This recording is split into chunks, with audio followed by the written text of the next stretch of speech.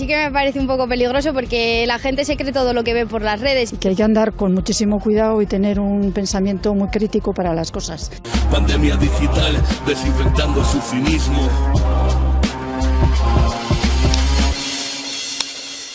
¡Acá atrás! On the Commission proposal by roll call, the vote is open. Pues ahí se aprobaba el primer reglamento de la inteligencia artificial que trata de regular de manera ética el uso de esta tecnología que va muchísimo más allá de todo lo que hemos conocido hasta ahora. Iker Ibáñez. Sí, con 499 votos a favor y tan solo 28 votos en contra. Ayer un nuevo paso adelante para la regulación de la que será la primera ley de inteligencia artificial, que ahora deberá pasar por el Consejo Europeo para recoger así las consideraciones de los Estados miembros. El continente europeo será así un claro referente en una materia que avanza a pasos vertiginosos. Recordamos que incluso sus propios creadores han ido durante las últimas semanas advirtiendo sobre los riesgos de no poner límites a la inteligencia artificial. Con este marco legal se establecerán algunos límites, por ejemplo, a ChatGPT, o se prohibirá, por ejemplo, también el reconocimiento facial. Cualquier futura ley de cualquier Estado miembro estará regulada de manera futura por esta legislación que vendrá desde el Consejo, desde el Parlamento Europeo. Gracias, Iker. A ver, Leire Torre, ¿qué es lo que regula?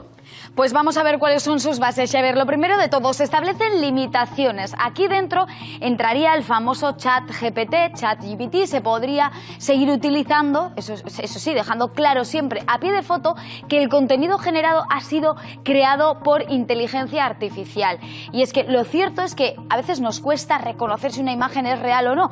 Pasó hace algún tiempo cuando salieron a la luz estas imágenes, Donald Trump siendo detenido, y la verdad era verosímil porque estaba en juicios y estaba muy bien hecho además. Y también se ha hecho esta otra foto del actor Tom Cruise junto a sus dobles. ¿Identifican cuál de ellos es su doble? Bueno, pues ninguno de los tres. Es que de hecho no existe ni Tom Cruise en esta foto, es imposible. Están generados por inteligencia artificial. El actor además es conocido por no querer dobles en los rodajes de sus películas, así que esto se ha hecho pues con ese doble sentido, pensando que quizá podría haber optado por alguno de ellos. Ninguno existe. Y de esto no se libra ni la monarquía. Aquí ven a Harry y Meghan o a Guillermo y a Kate en lo que hubiera sido, porque no fue, una celebración desmelenada, alocada, bueno, ya lo bien, dándolo todo de la coronación de Charles, de su padre, y ni mucho menos fue tan distendido y entretenido. Evidentemente no pasó. Se pretende con esta norma evitar las fake news, las fotos que inducen a error, porque caemos todos. Y si no, miren el ejercicio que ha hecho mi compañera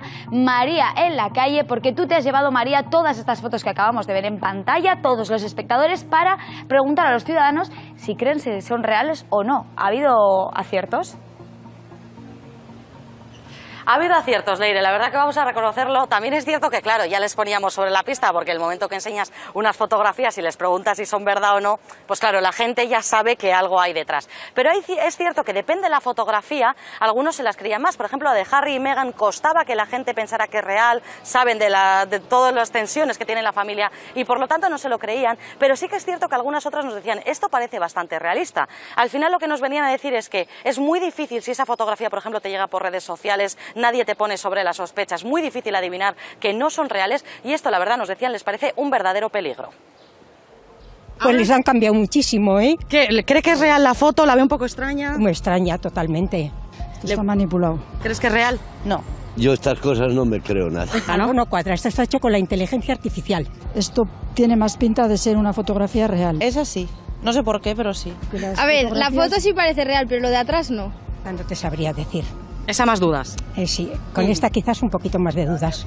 Yo creo que sí, ¿eh? Yo creo que es un poco real. Pero estamos desfigurados, hombre. Hombre, esta es falsa, ¿no? No, esa no es real. Todo mentira, todo tongo. Inteligencia artificial se puede usar para bien o para mal. No te puedes creer apenas nada, desgraciadamente. Ni me sorprende ni me deja de sorprender, porque hoy en día ya no te sorprende nada. Tengo muchos años y ya no me sorprende nada. Hombre, sí que me parece un poco peligroso porque la gente se cree todo lo que ve por las redes. Y que hay que andar con muchísimo cuidado y tener un pensamiento muy crítico para las cosas. Pero también se establecen prohibiciones y aquí la ley va más allá. Por ejemplo, prohibido utilizar la inteligencia artificial para el reconocimiento de emociones. Por ejemplo, en una entrevista de trabajo pueden analizar nuestro tono de voz, el ritmo cardíaco, el estado de ánimo para después que un algoritmo decida si somos o no aptos. Queda prohibido porque estos algoritmos tienen un sesgo y puede apartar a los candidatos, por ejemplo, por su raza. Al igual que queda prohibida la identificación biométrica en las calles, es decir, que escaneen nuestra cara o nuestro iris. Lo veíamos en las películas, pero es que esto ya se hace en China. Por ejemplo, si un peatón se salta el semáforo, pues habría multa y podría ser utilizado para esos sistemas de puntuación social que también quedan prohibidos con esta ley, esa clasificación de personas dependiendo de si somos mejores o peores ciudadanos. Y por último, en los aeropuertos actualmente hay controles aleatorios, sí, pero si se incluye la inteligencia artificial, esta podría decidir quién pasa sin control alguno o con un control minucioso, porque esta tecnología lo que podría es predecir quién es un potencial criminal. Prohibido también porque, claro, una vez más, esta tecnología tiene sesgo de raza o de religión y sería discriminatorio, Xavier. Gracias, Leire. No es el caso, evidentemente, pero está bien que te hayas puesto tú en vez de poner a alguien creado por inteligencia artificial.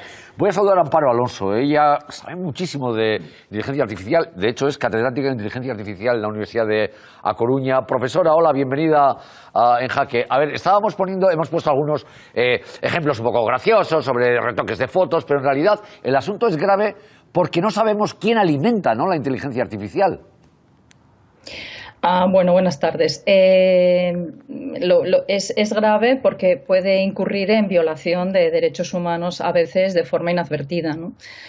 Habéis hablado de la aparición de sesgos y esto ocurre también porque los conjuntos de datos son datos del mundo real y por tanto son datos sesgados porque el mundo real no es ideal. Y entonces lo que haríamos con esos datos es perpetuar prejuicios que pueden ser pues de raza, de género, de religión, etcétera, como habéis comentado, ¿no? Los temas de vigilancia exhaustiva también atentan contra los derechos humanos, temas de ruptura de privacidad por liberación de datos privados que no tiene por qué ser directa, puede ser pues juntando resultados de varias aplicaciones distintas. Se puede intentar influir en el estado de opinión pues con imágenes falsas, como hemos visto, ¿no?, o hacer discriminación de precios y oportunidades. Y hace poco también hemos asistido a temas que tienen que ver con el derecho al olvido y la redención. Y entonces la tecnología lo que sí está tocando son posibles efectos éticos del tratamiento en masa que hay que tener en cuenta y afrontar. Claro, aquí funciona mucho a base de algoritmos y claro, los algoritmos se perfeccionan desde el punto de vista de la ingeniería, pero ¿qué pasa si abandonamos, digamos, el sesgo de las personas, es decir, el comportamiento social, el elemento social del algoritmo? Bueno, eso es una de las razones por las que también cada vez más estamos trabajando en equipos interdisciplinares dentro de la inteligencia artificial, ¿no?, con filósofos, sociólogos, psicólogos, y ya esto era común, por ejemplo, para tratar el lenguaje natural. Un ejemplo claro fue un chatbot que se llamaba Tai, que se liberó en las redes y que a las pocas horas la compañía hubo de retirarlo porque se convirtió en un xenófobo, un sexista, etcétera, ¿no? El diseño de ingeniería era adecuado, lo que pasa es que no se habían tenido en cuenta otras cuestiones que tienen que ver con qué tipo de lenguaje y qué tipo de aprendizaje puede un sistema aprender en las redes, ¿no? Y entonces esto necesita también el filtro, digamos, de las humanidades, ¿no? ¿Y quién supervisa éticamente esos algoritmos? Europa va a crear agencias de supervisión de inteligencia artificial en todos los países. De hecho, la primera estará aquí en A Coruña, se ha creado en España, porque España es el país que se ha ofrecido como campo de pruebas de la legislación de inteligencia artificial. Por tanto, tendremos la primera agencia y ahora mismo pues está empezando con pues qué pruebas o qué guías necesitarían las empresas y las administraciones públicas para comprobar que efectivamente las aplicaciones que desarrollan en inteligencia artificial cumplirían con la regulación europea. Hablemos algo también de las ventajas que tiene, ¿no? ¿En qué campos vamos a avanzar en los próximos años? Bueno, la inteligencia artificial es transversal, así que tiene cabida en todos los campos. Yo creo que algunos muy relevantes tienen que ver pues con la medicina. Asistiremos a una medicina que ya estamos viendo que va a ser más predictiva, más participativa, mucho más preventiva, ¿no? Con programas como AlphaFold, por ejemplo, que ha desvelado cómo se doblan las proteínas y tenemos, gracias a la inteligencia artificial, el mapa de proteoma humano más completo hasta ahora. También ha trabajado en proyectos de genoma humano, en la lucha contra el cambio climático, optimizando distintos procesos industriales, reduciendo la necesidad de pesticidas, fertilizantes, supervisando el ganado o la pesca, incluso haciendo que la enseñanza pueda ser mucho más personalizada y añadiendo personalización y sostenibilidad en muchas aplicaciones. O sea que yo creo que sus efectos positivos son muy valiosos y deberíamos tenerlos en cuenta, pero eso no quiere decir que no tengamos, por supuesto, que ocuparnos en esta regulación imprescindible. Una última cuestión, profesora. ¿Deben ser complementarios siempre el pensamiento humano con la inteligencia artificial? Porque el temor de mucha gente es que sustituya, digamos, al componente humano en cualquier trabajo, en cualquier profesión. Yo creo que la mayoría de las aplicaciones, y eso es lo que dicen los estudios, lo que hará será algunas tareas las realizará la inteligencia artificial porque es más rápida y mucho más eficiente pues analizando datos o patrones, ¿no? Y otra cuestión, y por tanto tendremos que acostumbrarnos a trabajar conjuntamente con herramientas de inteligencia artificial en la mayoría de nuestros empleos. Y otra cuestión que ocurrirá es que ya en el 2019 el grupo de expertos de alto nivel en inteligencia artificial estableció las líneas directrices para una inteligencia artificial confiable y una de las 7 patas de esas recomendaciones tiene que ver con la supervisión humana, es decir, garantizar que siempre habrá un humano a cargo de la situación en todas las etapas de desarrollo del sistema experto, incluso en su aplicación. Por ejemplo, si tenemos un sistema inteligente que se utiliza en medicina, será el personal médico el que tendrá la decisión final de qué hacer. Pues Amparo Alonso, catedrática de Inteligencia Artificial en la Universidad de A Coruña. Un abrazo, profesora. Gracias. Gracias a vosotros. Hasta luego. Muy interesante toda la explicación que nos ha dado además la profesora. Llegó el momento de no estar callado, de desmontar inventos que vienen envenenados. Es contrainfo, que no es lo mismo. Pandemia digital, desinfectando su cinismo. Gracias por la suscripción, muchísimas gracias.